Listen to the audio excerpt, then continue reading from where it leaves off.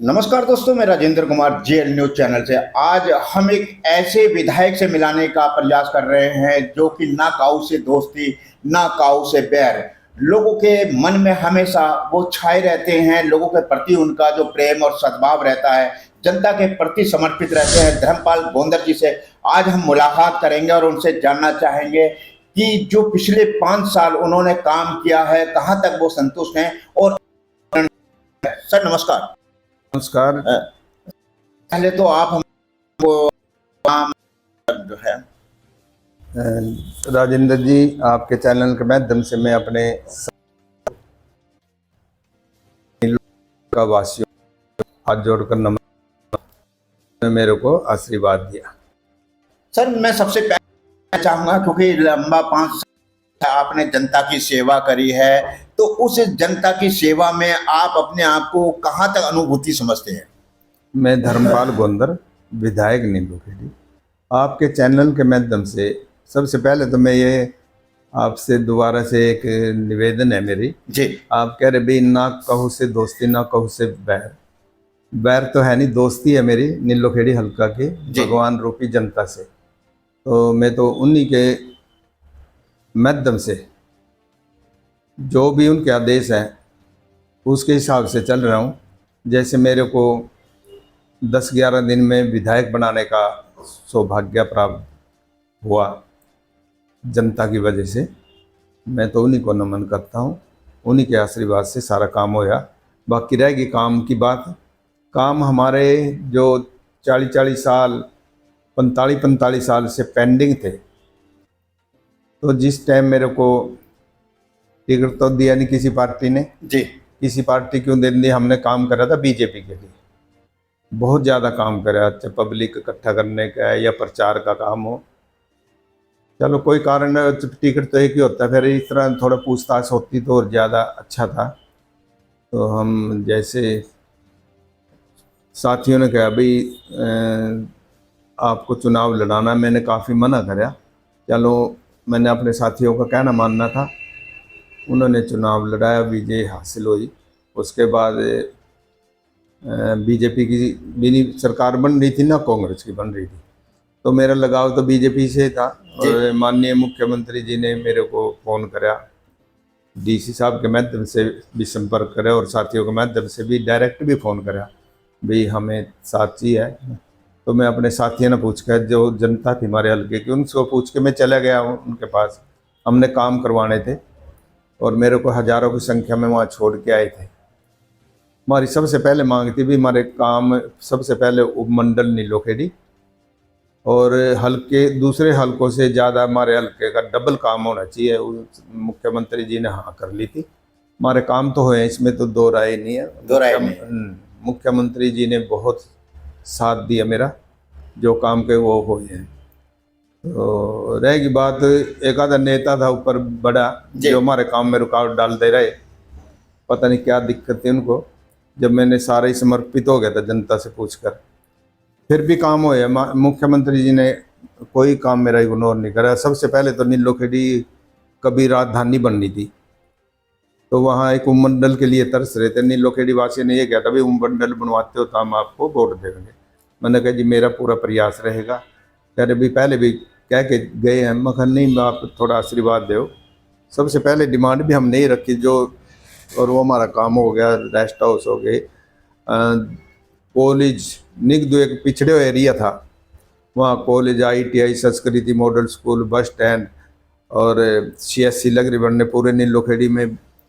उसमें निगदू में सीवर वगैरह को कोई काम हमारा ऐसा पेंडिंग नहीं है। निगदवासी का मैं धन्यवाद करता हूँ। वो कहते हैं अभी पहले तुम्हारे पास +2 के बाद कुछ था नहीं, अब मांगने के पास हमारे कुछ रहा नहीं। वो निगदू भी नीलोखेड़ी, तरौड़ी और निस्संग के मुकाबले में बराबर है। सारे हमारे चारों के चारों कस्बे और एरिया ठीक है।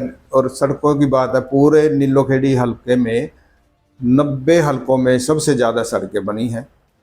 एक हमारा मंडल ब्लॉक था निस्संग का, वो चिड़ाव था 40-47 साल से, तो वो भी आ गया। वहाँ हमने एक पब्लिक हेल्थ की SDO भी बिठाया और नीलोखेड़ी का मैंने बता ही दिया काम है।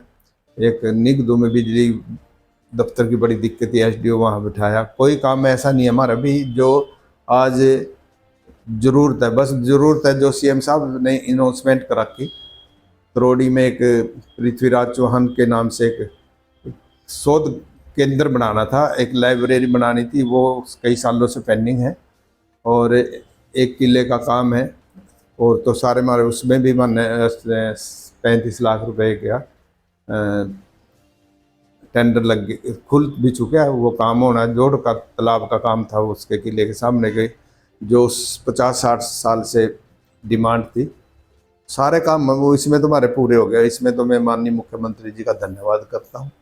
और जो अब अच्छा, ये सादगी भरे आपका एक जीवन रहा है, बहुत आपने जो गरीब लोगों के लिए, छोटे तबकों के लिए जो आपका स्नेह प्रेम रहता है, तो आपको लगता है कि जो पूरी करनाल की विधानसभा है, उस विधानसभा में एक सबसे ज़्यादा आप एक तरीके के लोकप्रिय भी नज़र आते हैं, लोग आपको काफ़ी पसंद करते हैं, कुछ समस्याओं को लेकर के आते हैं, आप उसका निराकरण कराने में जब आप कोशिश करते हैं तो आपको कैसी अनुभूति लगती है?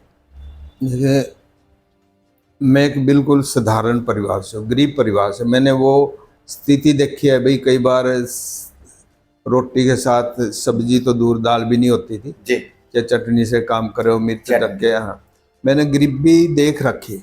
अब भी वही स्थिति है, कोई वो नहीं भाई। हम चलो सर्विस मिल गई थी माँ बाप की मेहरबानी से, हम पढ़ा दिए खेतों में। वो अपने उन्होंने क्या सोचे हमारे बारे में, सभी बच्चे हमारे जितने भाई बहन थे सभी पढ़ाए उन्होंने। तो उनके लिए तो मैं ये भी माँ बाप की जो हमारे ऊपर कृपा रही पढ़ाने की, क्यों वो कभी स्कूल में गए नहीं थे, हमारे को उन्होंने पढ़ाया और हमें नौकरी मिली। तो वो गरीबी मेरे इस भी है। हम कई जगह जाते हैं गांव में, कई घरों में 2.5 फुट 3-3 फुट नीचे है सड़क से। जी। जब बारिश आती है वो पानी भर जाता है, लोग अपने चारों पौधे को नीचे 6-6, 7-7 ईंट लगा के ऊपर नीचे खाट को ऊपर करके उसमें बच्चों को बिठाते हैं और आप बाल्टी लेकर पानी निकालते रहे। ऐसी स्थिति हमारे देश में, ऐसी स्थिति अपने प्रदेश में भी खासकर, वैसे पूरे में ही है। जी। तो वो दर्द तो झलकता ही है भी। कहीं ना कहीं झलकता है कि हमें गरीबों के और उनके तबकों की जो है वो सहायता करनी चाहिए। छत्र रोटी तो होनी चाहिए। कई जगह कच्चे मकान होने की वजह से, जैसे मियाँ बीबी थे, बच्चे उनके तड़पते रह गए। सगा गांव में मकान गिरा, दोनों माँ बाप मर गए, उन बच्चों पे क्या बीत रही होगी। एक श्यामगढ़ में ऐसी एक लड़का मर गया जवान। कई जगह डेथ हुई है मकान की स्थिति को, मतलब सौंदे दब के बारिश के समय में। जी। तो मेरा तो गरीब लोगों से ही वो है, गरीब लोग ही थोड़ा मान सम्मान मिलता है। बड़े लोग तो देखो, पैसे वाले तो किसी की तरफ देखते ही नहीं, और हमारे जैसे को तो क्यों देखेंगे वो। जी। अच्छा, अभी जो है क्योंकि पूर्व मुख्यमंत्री मनोहर लाल खट्टर जी के बाद में अब नए मुख्यमंत्री जो है नायब सिंह सैनी बने हैं, तो उनमें अब आपका कैसा समन्वय चल रहा है आपका? मैं बधाई देता हूँ माननीय मुख्यमंत्री जो अपने श्री नायब सिंह सैनी आए। हमारे 15-16 साल से अच्छे मित्रता है हमारी। पार्टी एक साइड में, हमने पूरी सपोर्ट कर रखी है। अब भी हम पूरी सपोर्ट कर रहे हैं बीजेपी को, सरकार चल रही है, कर रहे हैं। बाकी जो जनता ने मेरे को आशीर्वाद दिया था, जनता जो कहेगी आगे, क्यों 5 साल का तुम्हारा था इनके साथ। जी। जनता जैसे आदेश कहेगी भी इलेक्शन लड़ना तो इलेक्शन लड़ेंगे। मेरे लिए तो वही भगवान रूपी जनता ने लोग खेलेगी। और जो कोई भी घर बैठ दे तो घर बैठ देंगे, इंडिपेंडेंट को इंडिपेंडेंट।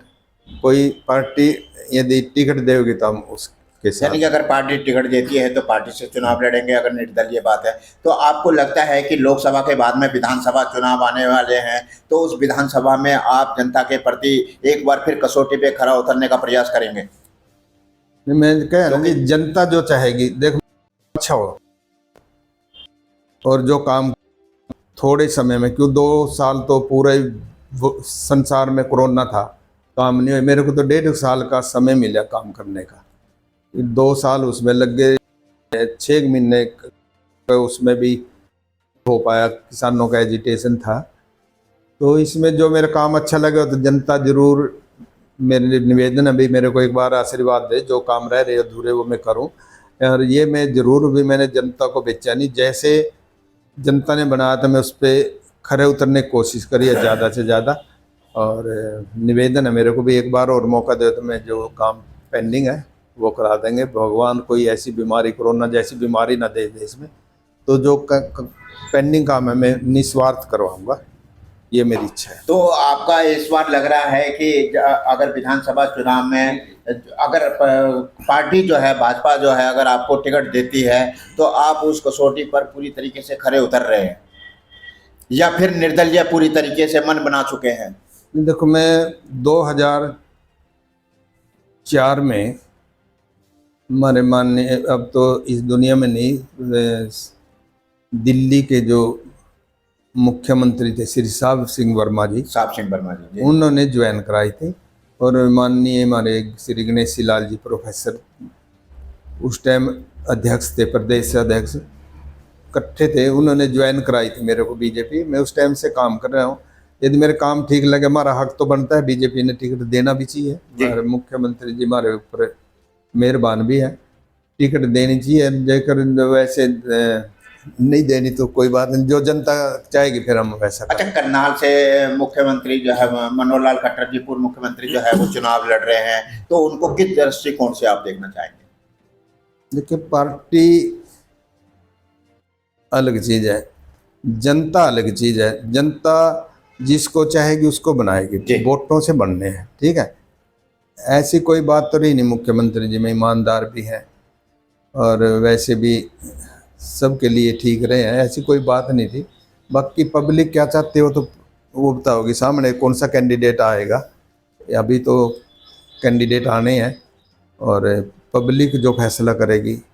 मैं तो जो हमारे हल्के की भगवान रूप जनता है नीलोखेड़ी की, एक बच्चे से बुजुर्ग छत्ती बरादरी जैसे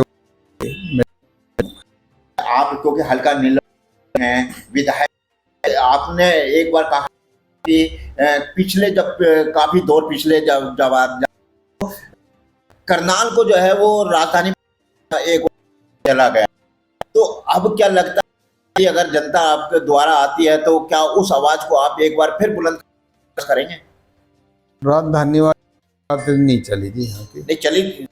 अच्छा, इसके बारे में नहीं, फैसले हैं तो गरीब जनता का आशीर्वाद है। जो मतलब पार्टी या सरकार की वो क्या पहले तो बने, सरकार बने, उसका डिसीजन लेती है।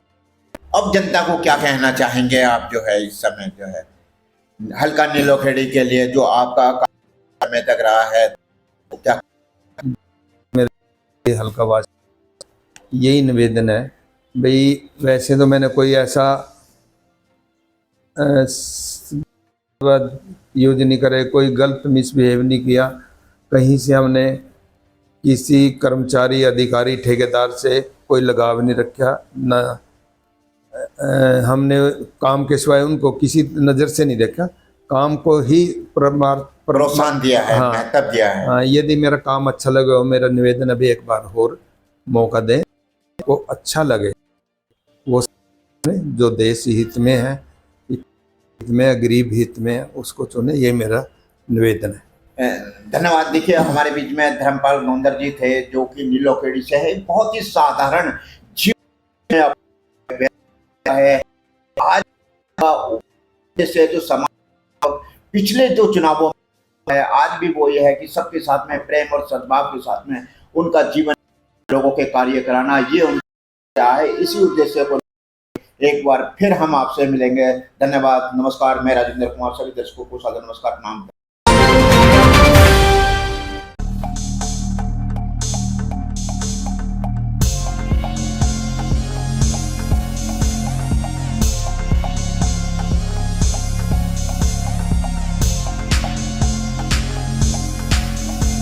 JL न्यूज़, नया जमाना, नई सोच।